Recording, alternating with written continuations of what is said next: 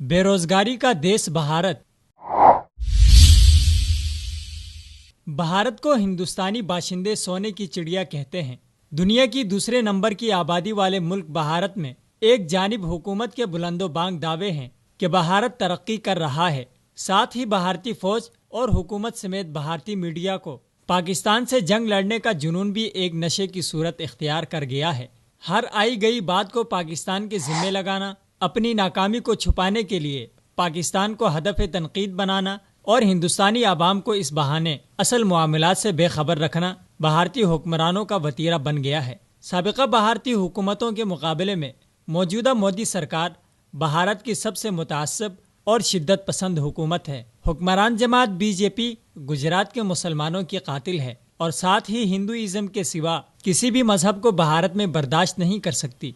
भारत ने एक तरह से अपने मुल्क की भागडोर एक शिद्दत पसंद तंजीम के हवाले कर दी है, जो अपने मुतशद्दिदाना रवैयों की वजह से अपने पड़ोसी ममालिक से अच्छे ताल्लुकात की बजाय मामलात उलझाने की शौकीन है। भारतीय वजीर आजम नरेंद्र मोदी और उनकी जमात के इसी रवैये की वजह से भारत अंदरूनी तौर पर निहायत खस्ता हाली का शिकार है। भारत में पढ़े लिखे लोग बेरोजगार हैं। गुर्बत के सताए करोड़ों लोग एक वक्त का खाना भी बमुश्किल खा पाते हैं।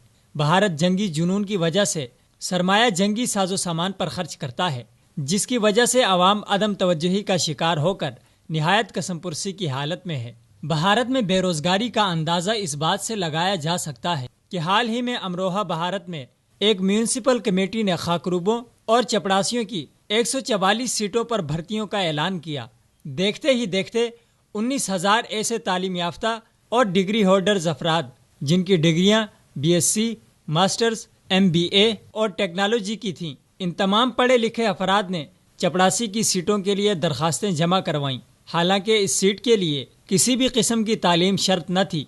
म्यूनिसिपल कमेटी के मुताबिक 19,000 दरखास्त दहंदगान में से बेहतरीन नंबर लेने वाले 5,000 अफराद की दरखास्तों को अलग किया गया है, जिनमें छानबीन के बाद 144 बेहतरीन तालीम याफ्ता अफराद का इंतखाब होगा। कामयाब उम्मीदवारान की जिम्मेदारी में झाड़ू लगाना, सड़कों की सफाई और म्यूनिसिपल की गटर लाइनों की सफाई के साथ साथ दस्ती मजदूरी भी शामिल है। जबकि एक रिपोर्ट के मुताबिक भारत में 40 मिलियन लोग बैतुल खला की सहूलत से महरूम हैं और अवामी मकामात को बतौर बैतुल खला इस्तेमाल किया जाता है।